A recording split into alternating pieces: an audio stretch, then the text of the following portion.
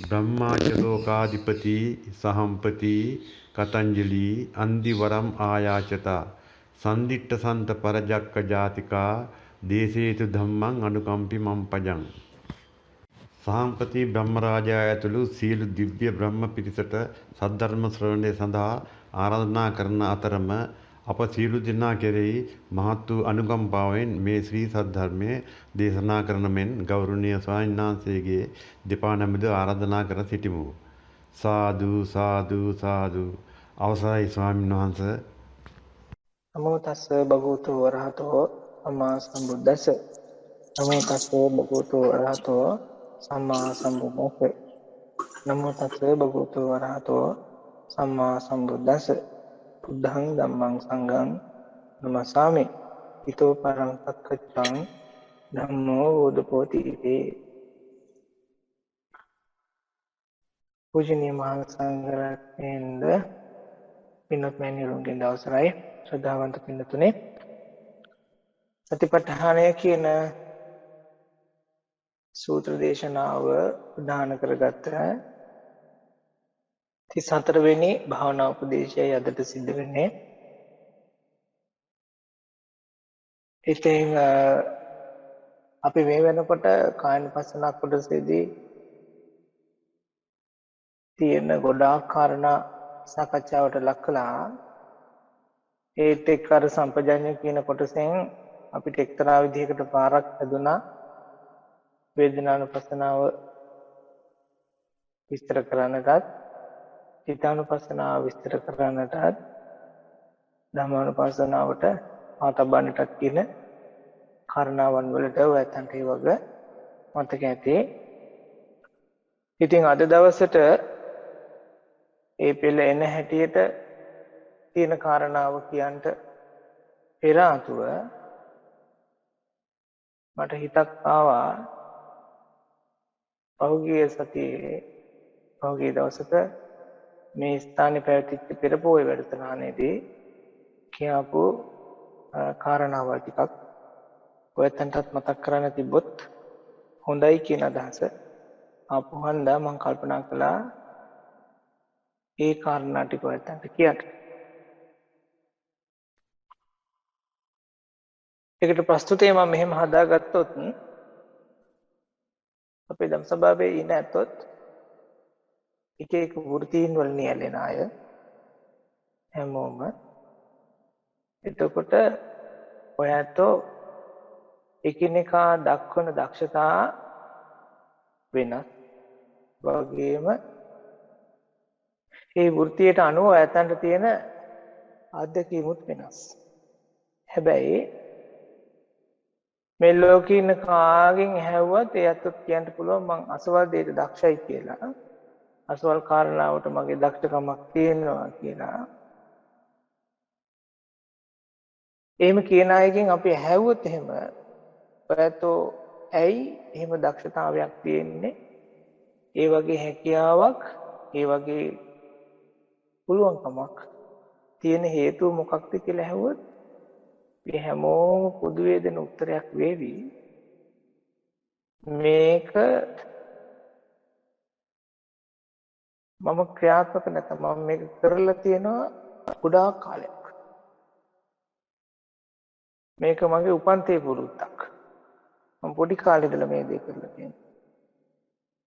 උදාහරණයක් හැටියට ගත්තොත් අපි දන්නවා මැකැනික් කරන්න කියලා කිව්වොත් එහෙම අපි දන්නවා අහවල් දැන් අහවල් කෙනා ශෝකයකට. වයරින් කරන්න කිව්වොත් අහවල් දැන් අහවල් කෙනා. ලෙඩකට දුකකට බෙහෙත් ගන්න කිව්වොත් එහෙම අසවල් ලෙඩේට නම් අසවල් කෙනා. අසවල් සනීපෙට නම් අසවල් කෙනා. ඒ විදිහට අපිම දන්නවා ඒ කාරණාවන් වලට දක්ෂ අය කවුද කියලා. එක්ස්පර්ට්ලා කවුද කියලා. එතකොට ඒතු කියනවා ඒගොල්ලෝ ඒ විදිහට දක්ෂ උනේ, විශාරද උනේ, පාණ්ඩිත්‍ය උනේ ඒ විදිහට කාලයක් පුරුදු කරපු හින්දා කියලා. මට හිතුණා ඔය කාරණාව ගැන බුදුරජාණන් වහන්සේ අපිට කියලා දෙන කතාව ඇත්තට කියන්න ඕන කියලා. මේක මම සතිපට්ඨානෙට ඈඳනවා කොහෙන් හරි ඒ තමයි අපි අපේ ජීවිතයේ වෙනතුනේ ධර්මය කියන දේ ක්‍රියාත්මක කරනවා. එක්තරා පැත්තකින් අපි මෛත්‍රිය වඩනවා, අසුබ වඩනවා, ආනාපාන සති වඩනවා, ඉහිය පුරුදු කරනවා. තව මොනවා හරි භාවනා ක්‍රම කරන්න පුළුවන්. සිල් සමාදන් වෙනවා. සිල් පද ආරක්ෂා කරන්නටත් යනවා. ඒ ආදී කටයුතු කාරණා කරනවා. හැබැයි සමහර අවස්ථාවන් අපිට පේන්න තියෙනවා. එතකොට ඔයත් දකින්න ඇති. අපේ ජීවිතේට අර සීලේ හින්දා ලැබෙන ප්‍රතිඵලය තමයි විපිලිසර බව නැති වෙනවා. සැක දුරු වෙනවා කියන එක. හිත තැම්පත් වෙනවා කියන එක. අසුබේ වඩාපු හින්දා ලැබෙන එක තමයි විරාගය කියන්නේ. මෛත්‍රී වඩන හින්දා ලැබෙන ප්‍රතිඵලය තමයි තරහින් නික්මෙනවා කියන එක. තරහින් බැහැර වෙනවා කියන එක. නමුත් අවමටත් අපේ ජීවිත තුළ ඒ දේවල් ක්‍රියාත්මක කළාට හරියට ක්‍රියාත්මක නොවන බවක් තියෙන්න පුළුවන්. ඒ කියන්නේ අර වගේ භාවනා කටයුතු කළා වුණාට තවමත් කෙලෙස් වලට යන්න පුළුවන් ස්වභාවයක් තියෙන්න පුළුවන්. දුක් වෙන හෝ දුක් වෙන්න පුළුවන් අවස්ථාවක් පැන නගිනකොට ඉදිරිපත් වෙනකොට ඉස්සරහට එනකොට අපි ඒ දුකට වැටෙන දුකට පතිත වෙන අවස්ථාවල් තියෙන්න පුළුවන්. අපි ඒ දුකත් එක්කම ඉඳලා දුකෙන් දුක් වෙන්න වෙන අවස්ථාවල් තියෙන්න පුළුවන්. හැබැයි ධර්මයේ පුරුදු කිරීමෙන් ධර්මයේ හැටියට අපි පුරුදු කරන අතහැරීමක්.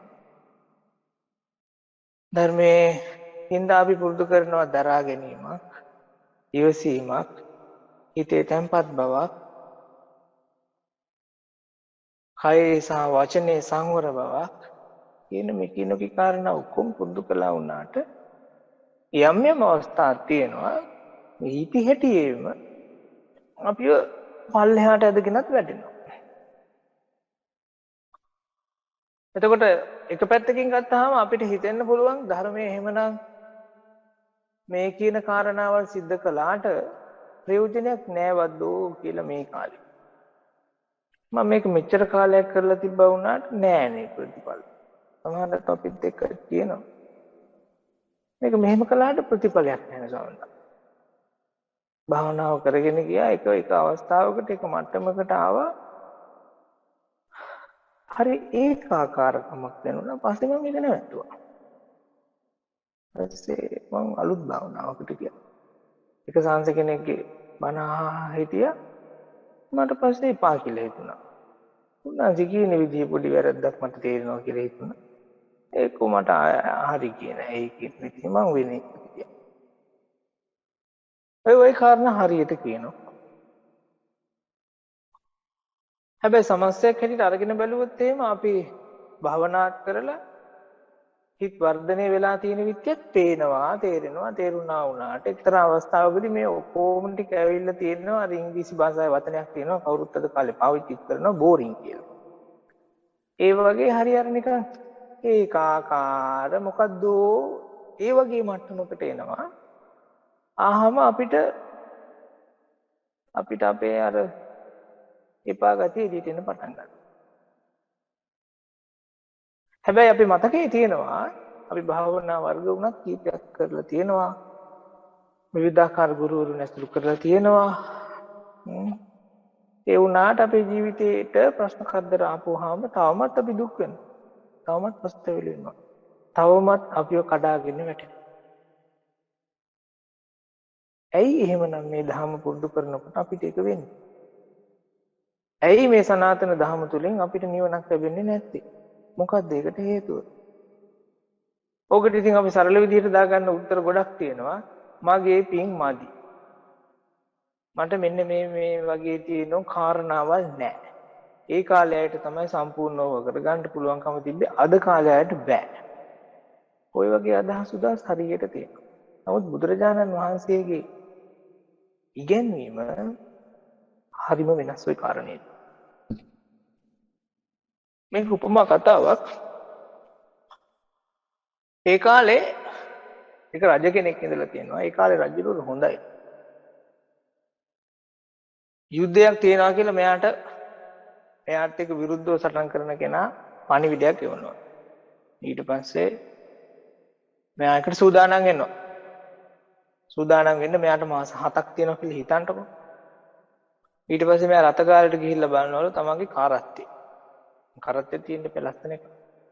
හොඳට හයිය හත්තිය තියෙන එකක් තියෙන පෙළස්සන වගේ. ගිහිල්ලා බලනකොට කරත්ත රෝද දෙක අබලන් වෙලාලු. වඩුවට කතා කරලා කියනවලු මට හදලා දෙන්න ඕන කරත්ත රෝද දෙකක් මාස 6ක් ඇතුළත. මට 7 වෙනි මාසේ යන්න තියෙනවා මෙහෙම යුද්ධයකට. මාස 6කින් මට ඕන රෝද දෙක කියලා. ඊට පස්සේ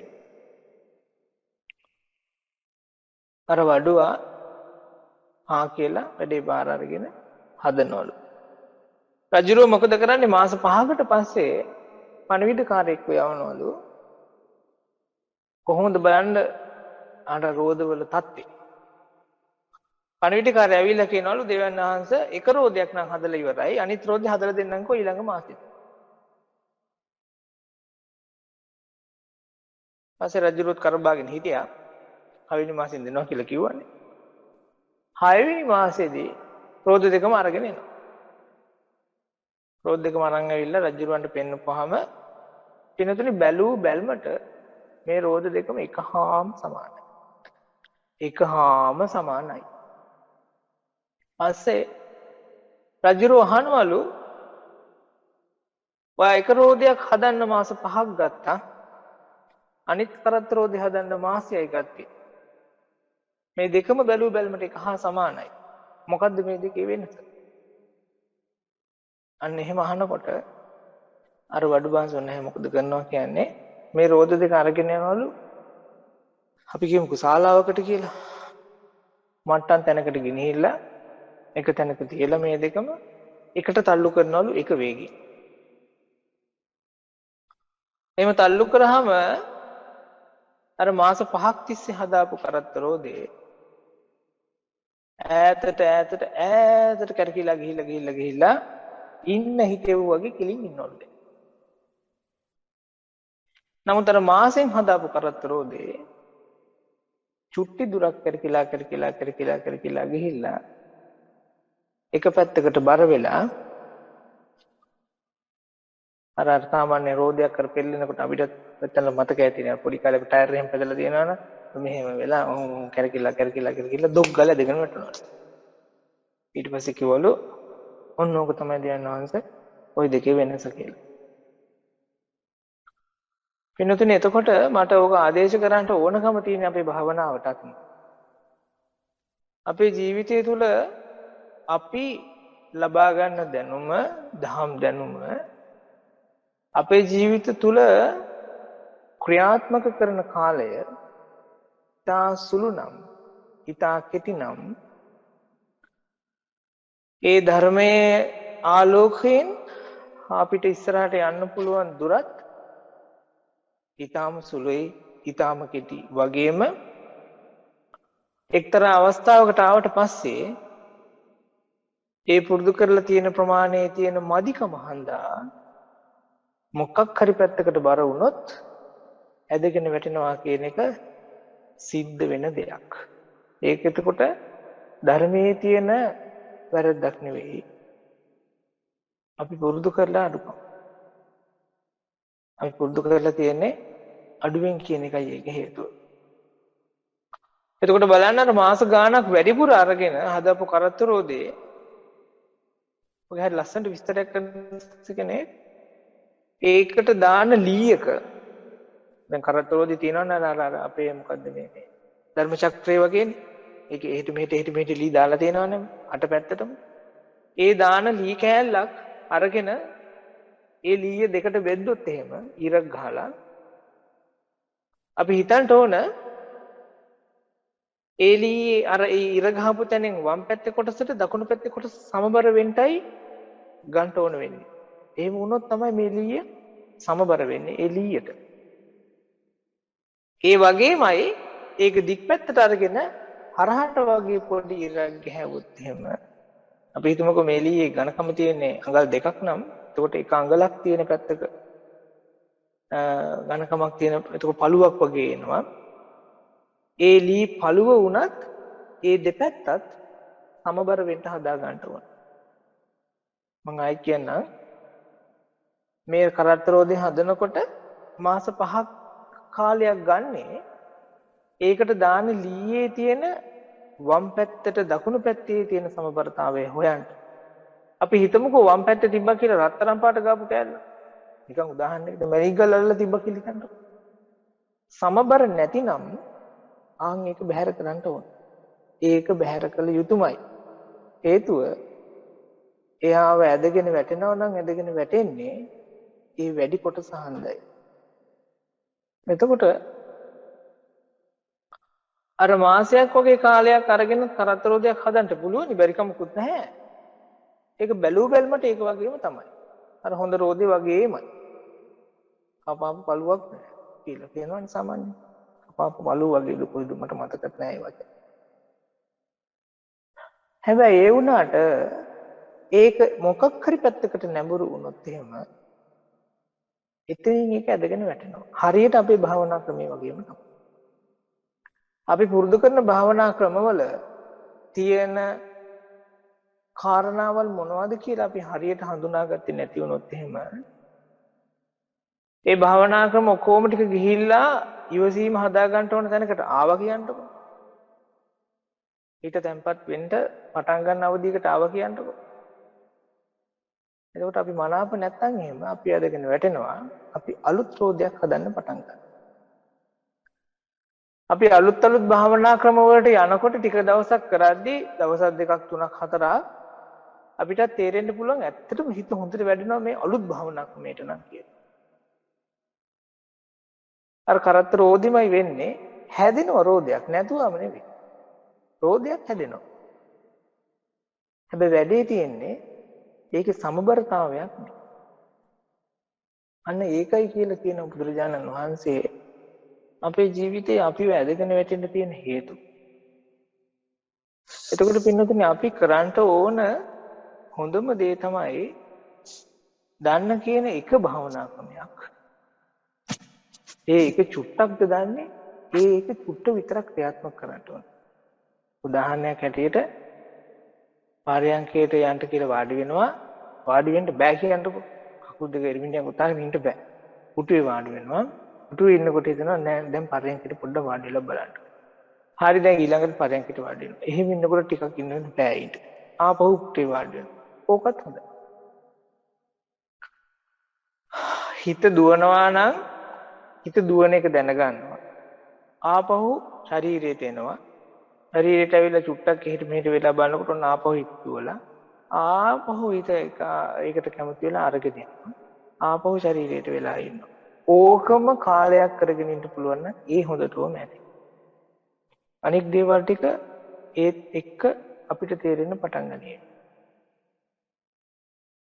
හැබැයි ඒ වෙනුවට අපි අර අලුත් දේවල් එකතු කරන්ට යනවා නම් අලුත් කාරණාම ඇති කරන්ට යනවා නම් අපේ වාහනේට හරියන රෝද නම් මහා ගොඩක් හදලා තියෙන්න පුළුවන්. හැබැයි ඒ එක රෝදකින්වත් සාර්ථක ගමනක් යන්න අමාරුයි. මොකද ඒව ඔක්කොම සමබරතාවයක් නැති අවස්ථාවක් තියෙන්න පුළුවන් දේවල් හන්ද.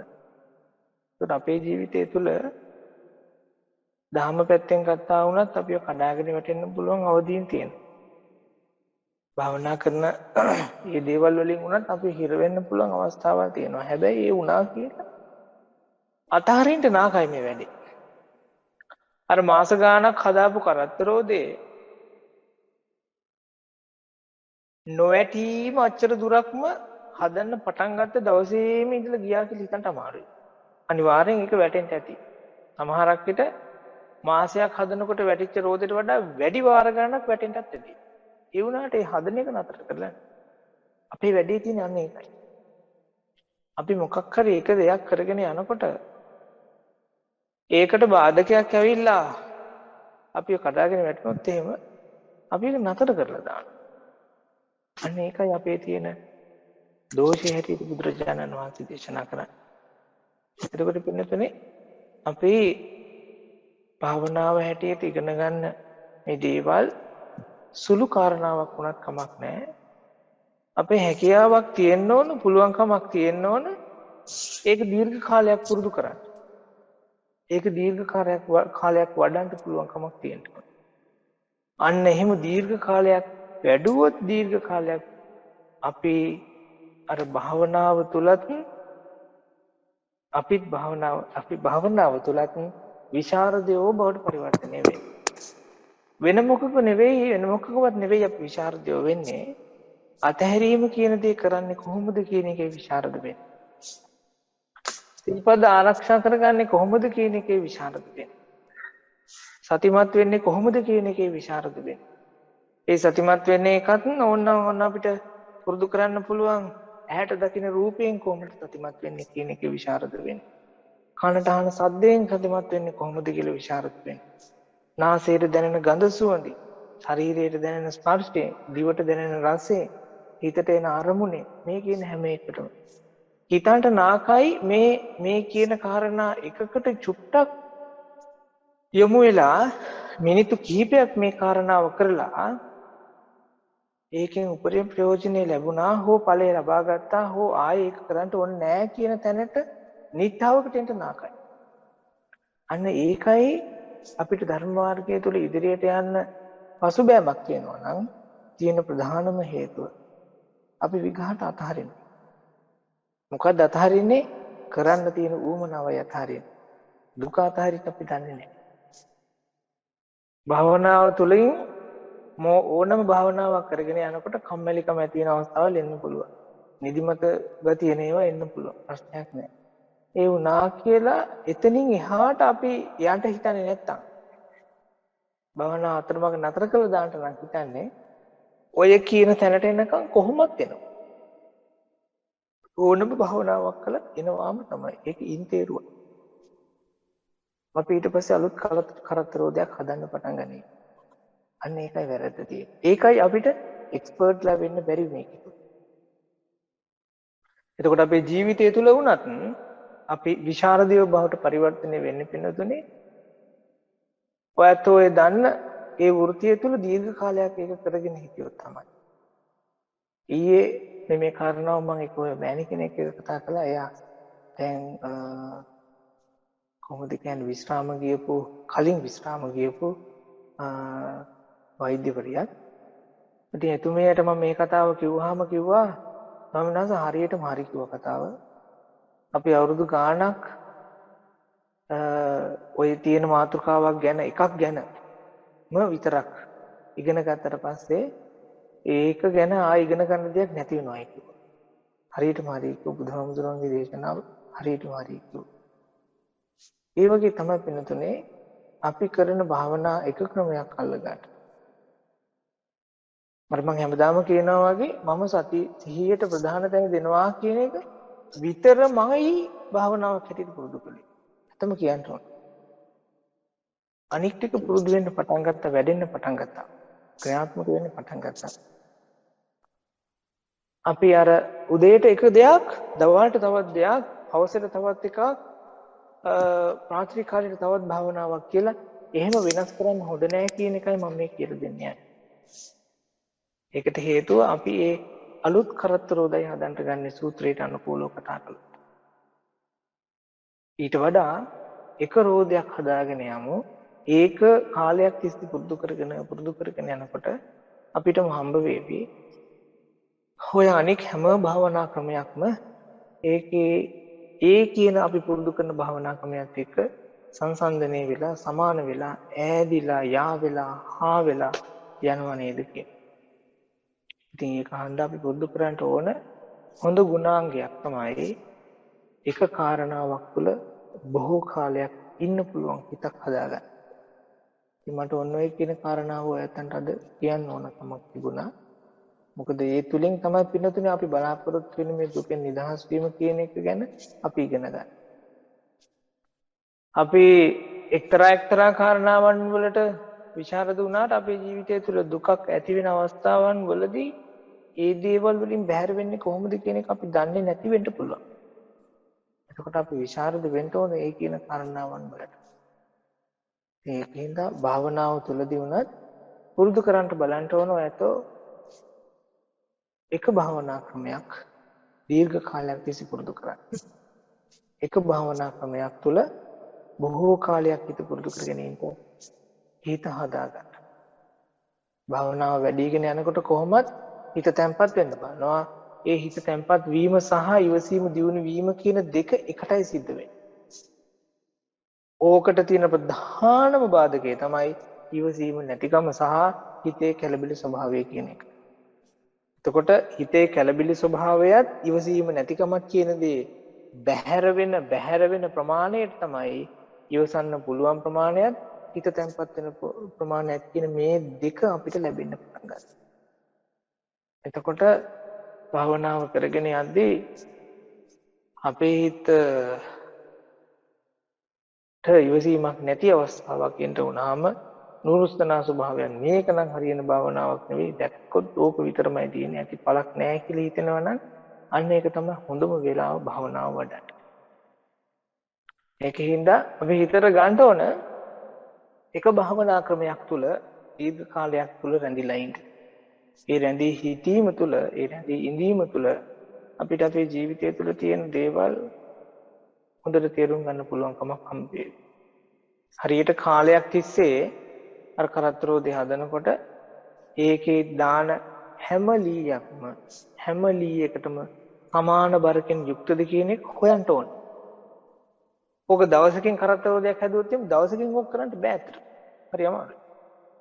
මම දන්නේ නැහැ ඉතින් අද කාලේ නම් ওই මැෂින් අනම්මනම් තියෙන හින්දා පුළුවන්ද කියලා. අපිට ඒ කාලේ හැටියටම කතා කරමුකෝ. අපි මොනවත් මැෂින් නැති නිකන් පීයක් විතරක් තියෙන වඩුවක් ඉතින්.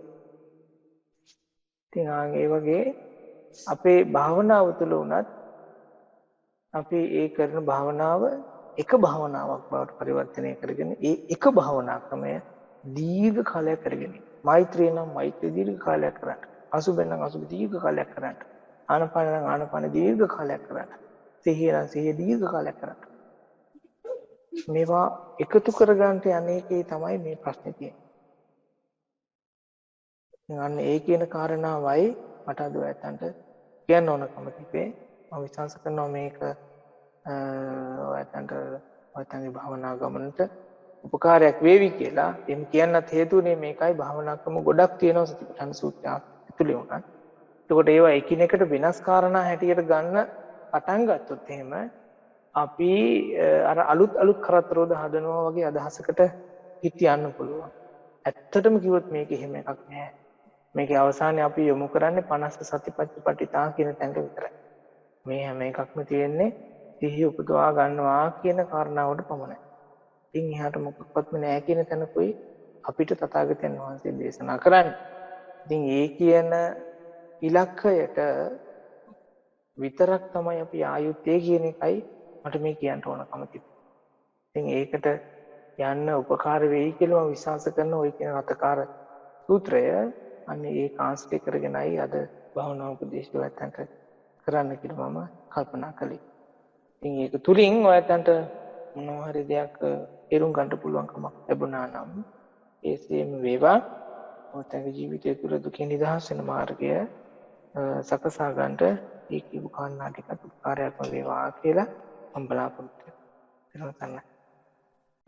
අන්දමයන් ධම්ම කථාය සාදුකං දදාමසේ සාදු සාදු සාදු අනුමෝදා